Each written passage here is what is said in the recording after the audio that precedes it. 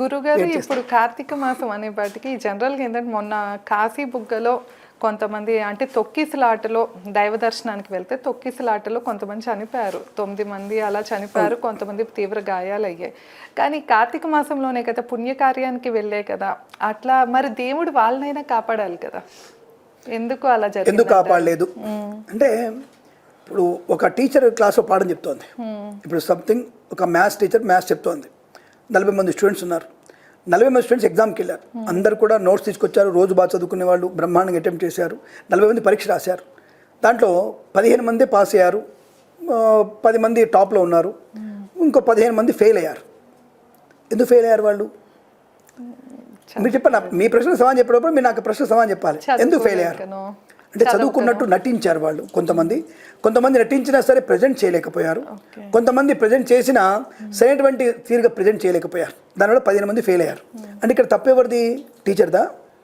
కాదు, చదవని వారిది, నాటకం ఆడిన వాళ్ళది, నటించిన వాళ్ళది, సరిగ్గా సగం విజ్ఞానంతో ఉన్న వాళ్ళది. ఇక్కడ కూడా అంతే. మనం భగవంతుడు నీకు వరాన్ని ఇచ్చాడు, డిసిప్లిన్ అంటే అదే పశువులకి ఇవ్వలేగా. పశువులు గొర్రెలన్నీ కూడా ఒకదాని పడి అరుచుకుంటూ తిండి తినడానికి పరిగెడుతుంటాయి. వాటి పేరు పశువులు. వాడికి బుద్ధి జ్ఞానం లేదు. మరి నీకేమి ఇచ్చాడు? బుద్ధి జ్ఞానం ఇచ్చాడుగా.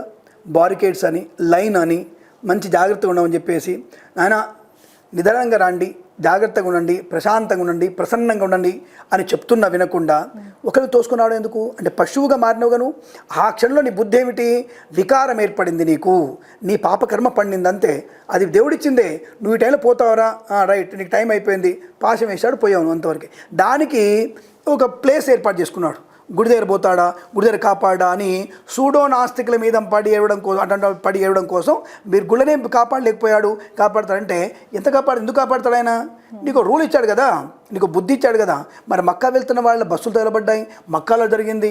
తర్వాత నీకు పోపు సభలలో మంటలు అంటుకున్నాయి, తర్వాత మీకు చర్చిలలో మంటలు అంటుకున్నాయి, చర్చిలలో కూడా చనిపోయారు. నువ్వు కాపాడుతాని చెప్పేసి నువ్వేదో నీకు అమృతం నీళ్ళు తల్లుతాను చల్లిన తర్వాత వాడు నీళ్ళలో ముందు చచ్చిపోయాడు వాడు. మరి వీళ్ళు దేవుడు కాపాడలేదా? అప్పుడు మీ దేవుడు కాపాడలేదు, మీ జీసస్ కాపాడలేదు, నీ మహమ్మద్ ప్రవక్త ఎందుకు బయట రాలేదు, నీ జైనుడు కాపాడలేదు, నీ గోవింద్ సింగ్ ఎందుకు రాలేదు? అంటే అడిగే వాళ్ళని చెప్పేసి సూడో నాస్తికులు మన మీద పడేస్తారు తప్ప, నేను ప్రశ్నించడం మొదలు పెడితే నువ్వు సమాధానం కాదు, కనీసం మాట్లాడే అర్హతోడు కోల్పోతావు ఇతర మతాల వాళ్ళు. కానీ అందుకే నా మతం ఎప్పుడు కూడా, నా ధర్మం ఎప్పుడు కూడా ఒక మతాన్ని గురించి మాట్లాడదు. సరే వాడు అన్నాడు కదా పోనీ. అదే గుడి కాశీబుగ్గలో మళ్ళీ గుడికి ఆ వెంకటస్వామి సన్నిధిలోనే రేపు వచ్చే మళ్ళీ మాఘమాసంలో మనకి జనవరిలో సరికి అక్కడ మళ్ళీ తిరుపావి మళ్ళీ జనాలు నా హిందూ ధర్మాలు అక్కడ వెళ్తూనే ఉంటారు గ్యారెంటీగా. ఇంతెందుకమ్మా, మనకి ఒక సమయంలో పుష్కరాలప్పుడు కాశీలోనే రైల్వే స్టేషన్ బ్రిడ్జిలో అప్పుడు మనకి అయినప్పుడు ఎంతోమంది చనిపోయారు. మళ్ళీ మన పుష్కరాలు వచ్చినప్పుడు, మన యమున పుష్కరాలు వచ్చినప్పుడు 56 కోట్ల మంది అఫీషియల్ లెక్క అది దర్శనం చేసుకోరు. అంతకు 3 ఏళ్ల క్రితమే తొక్కిసాడు జరిగి దాదాపుగా 200 చనిపోతే ఇక్కడ యమునా తీరంలో కూడా అంటుకొని 2-3 చనిపోయారు. అక్కడ కూడా ఎవరు చనిపోలే. అయినప్పటికీ కూడా కొన్ని సంఘటనలు జరిగినాయి. ఆయన ఆగిందా?